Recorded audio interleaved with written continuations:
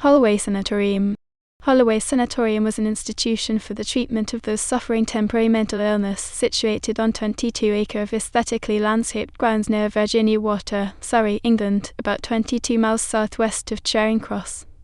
Its largest buildings, including one listed a Grade I, have been restored and supplemented as Virginia Park, a gated residential community featuring a spa complex, gymnasium, multi-purpose sports hall and an all-weather tennis court. Construction was conceived by the wealthy philanthropist Thomas Holloway, which entailed an elaborate Franco-Gothic style by W. H. Crossland, and took place between 1873 and 1885. The imposing exteriors and interiors of a sister building, the Royal Holloway College about a mile north, Sir Nikolaus Pevsner regarded the two as the summit of High Victorian design. In 1948 the site was transferred to the National Health Service. In the year 2000, after more than a decade of neglect, the buildings were restored and some of the grounds converted to houses, which led to the site's renaming. Many of the original features have been preserved, involving direction by English heritage. The founder, Thomas Holloway, was a Victorian entrepreneur who made a fortune from the sale of his patent medicines, pills and ointments, designed to cure all ills. Looking for ways in which to spend his fortune, Holloway turned to philanthropy and became a champion of progressive mental health care. George Roman III's madness had excited public opinion about the correct and humane treatment for the insane. Therefore, on 19 April 1861, Holloway attended a public meeting at the London Freemasons' Hall in which Lord Shaftesbury, sincerely concerned with mental health, made a magnificent speech, calling for funds for the foundation of an asylum for the middle-class insane. Lord Shaftesbury appealed for £5,000 sterling and received immediately contributions totalling £760 sterling, though none from Holloway. Holloway was impressed, and Shaftesbury received a letter from Holloway's solicitor 3 years later announcing a gentleman who is possessed of nearly £250,000 and wished to see him with a view to disposing of that sum for charitable uses. A meeting took place on 25 May 1864 at which Holloway resolved to spend some of his fortune on the establishment of a sanatorium for the mentally sick of the middle class as the professional breadwinner whose income ceases when he is unable to work. Pauper asylums gave refuge for the insane of the poorer classes, and care at private establishments could be bought by the rich. The middle classes neither deserved the former nor could afford the latter. Charity for the poor demeaned its recipients, as far as possible people should be assisted to help themselves. The proposed asylum was not intended for the permanently insane, but as a refuge in which the temporarily deranged should be assisted to resume their working lives. At that meeting, Holloway told Shaftesbury that he intended to spend his fortune on a single building and in a single benefaction. Outline design. In 1872 that Holloway met with the commissioners in Lunacy, who entered warmly into his plans and promised every assistance to produce a model building. He expressed some quite fixed feelings about architecture but was no expert, and was assisted by Professor T. L. Donaldson and T. H. Wyatt, who were architects for the commissioners in Lunacy. Donaldson, 1795–1885, was a foremost architect, the first professor of architecture at University College London, co-founder of the Royal Institute of British Architects RIBA, and its president in 1863–4. Thomas Henry Wyatt, 1807–1880, similarly, who had been president of RIBA in 1870. Both Donaldson and Wyatt received some recompense for their services, the former 100 guineas and the latter 25 guineas. Holloway had a third advisor, George Godwin, editor of The Builder. Holloway's initial idea was that the design of the building should be purely Italian, modelled on the river frontage of Somerset House. However, by October 1871 he had had a change of heart and wrote to Donaldson, "You will see that I have gone into the grand old Flemish style. I know that your taste is classical, and which I greatly admire, but perhaps all things considered the Gothic would be most appropriate, as we can get red brick in the neighbourhood, and a large building in the Italian style ought, I believe, to have stone facings."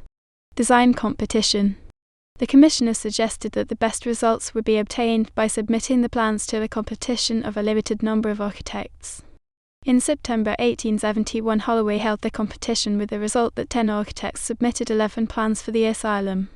The architects who responded to the invitation to submit designs for the asylum were Crossland, Salomons and Jones, Alfred Smith T., Roger Smith, Richard Finney Spears, J. P. Seddon, J. South, Coulter T. H. Watson East, W. Godwin 2 Designs Fahrenheit, and H. Francis and Thomas Elsas, Hine.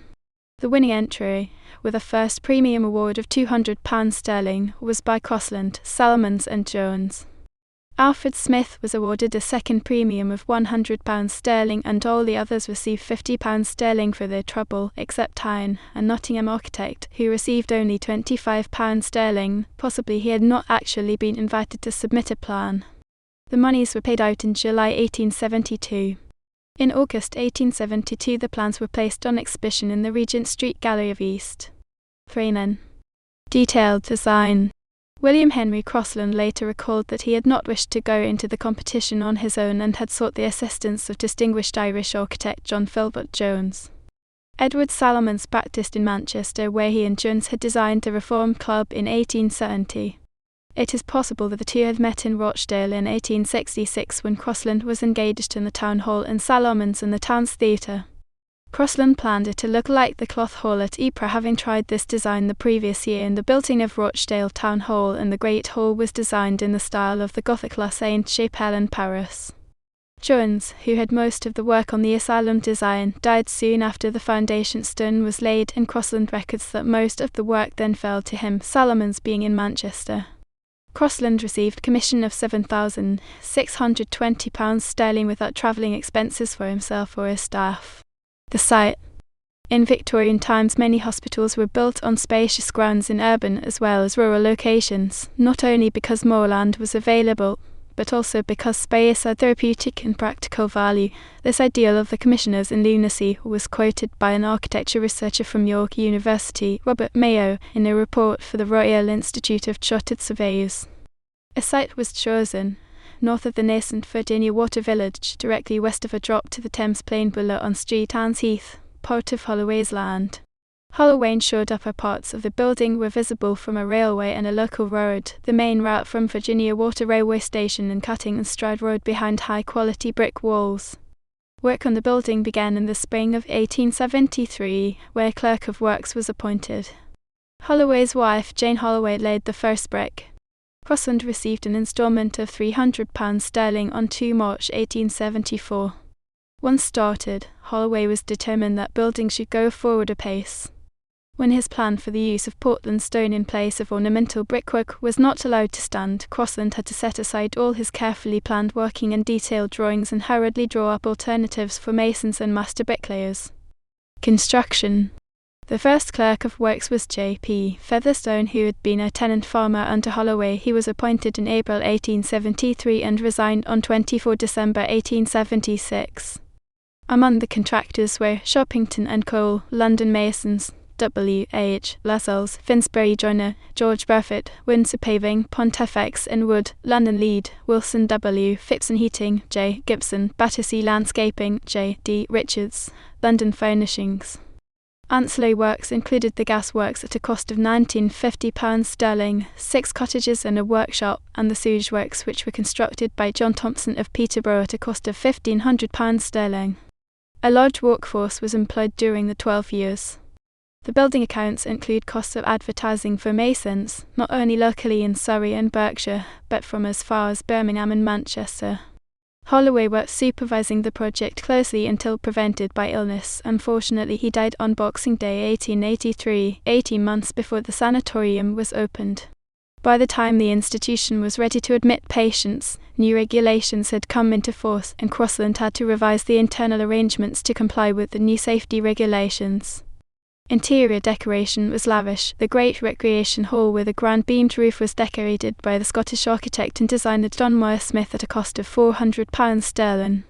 The sanatorium was officially opened by the Prince and Princess of Wales, later King Edward VII and Queen Alexandra, on 12 June 1885. Mr. Martin Holloway, who delivered the opening address, was Thomas Holloway's brother-in-law George Martin, 1833–1895, who had married Sarah Ann Driver, the sister of Jane Holloway. George and his brother Harry assisted Thomas Holloway in the foundation of the sanatorium and Royal Holloway College. After Thomas Holloway died, George assumed the additional name of Holloway and was knighted in 1887. Early operation of the hospital. The first medical superintendent was Dr. Sutherland Rees Phillips. In the early years of the sanatorium, nurses and domestic staff lived in the premises. There were 73 certified patients admitted in 1885, the first year. The 1891 census shows that Dr. Phillips was superintendent, listing 314 patients including boarders and 147 resident staff, medical, attendants and domestic. In 1901 the superintendent was Dr. William David Mayers, and there were 384 patients and 210 resident staff. In 1911 the numbers were 368 inmates and 227 resident staff, with Chief Medical Officer Dr. Thomas East Harper and Steward Jacob Jarvis Robertson. Holloway was known for his innovative therapies such as massage and gym exercise. However, controversial restraint methods were also employed, such as the dry pack, with one patient, Thomas Weir, who died while confined at the end of the 19th century. Post-war history. Lyme Place, an imposing Regency house with gardens 2 miles 3 km south at Wentworth Park, which had been the home of Russian philosopher P.D. Ouspensky between 1930 and his death in 1947, was acquired by the sanatorium to accommodate staff and patients in 1950. The management of the sanatorium passed to the NHS on 5 July 1948, which continued its hospital use with a catchment area including Weybridge, Walton, Chertsey, Egham and Virginia Water. Until 1974, private patients continued to be admitted into a limited number of amenity beds, paying for the relatively aesthetic surroundings, but receiving standard NHS treatment. In 1968 it became administratively part of St Peter's Hospital in Chertsey. The travel writer Bill Bryson recorded that the sanatorium had a charm about it because it was full of wandering lunatics. Bryson worked at the sanatorium in 1973 as a nurse on Tooke Ward. His notes from a small island mentions the ward as home to long-stay male patients in a state of arrested insanity. According to Bryson, the place was one of the most extraordinary communities in England. Many patients were allowed to wander freely down to the shops and back, mingling on equal terms with the locals, who affectionately referred to the institution as the Sani. On 8 February 1978 a disastrous fire broke out on the stage of the cinema, which spread rapidly, fanned by a strong easterly wind. The patients were calmly escorted from the building and there was only one minor injury. The cinema and 3 wards, Crossland, Jane Holloway and Thomas Holloway, were gutted and the electroconvulsive therapy and sewing rooms were badly damaged. The sanatorium was closed in December 1980 and the remaining patients transferred to Ashford Hospital, which maintained the psychiatric unit Holloway Unit. On 21 July 1981 contents of Holloway Sanatorium, antique and period furniture were sold at Wentworth Auction Galleries. In 1994, under the guidance of English Heritage, a plan by Octagon to salvage the Grade I building at the highest category in architecture was accepted. Octagon spent 6 years in a punctilious art restoration and conversion project. Craftspeople in various disciplines returned the buildings to very near to the original. The Grand Hall was restored and the main building converted into 23 3- and 4-story townhouses. The site became Virginia Park, a gated and walled community of 190 houses and apartments. The former chapel building is separately listed as a Grade Roman II * building. In popular culture, the main building was used in some early episodes of Inspector Morse, including the very first episode, The Dead of Jericho. Inspector Morse is seen on the main staircase, and the dining hall is used in the opening scenes. The facility featured in music videos in the early 1980s, such as Bucks Fizz, Adamant, The Cure, Bonnie Tyler, Pearly Dewdrops Drops by Cocteau Twins, and Alphaville. The 1986 slasher film Slaughter High used the site for many scenes. The main hall recreation hall was used in the Michael Caine TV movie/mini series Jack the Ripper when Chief Inspector Frederick Aberline questions the beggars.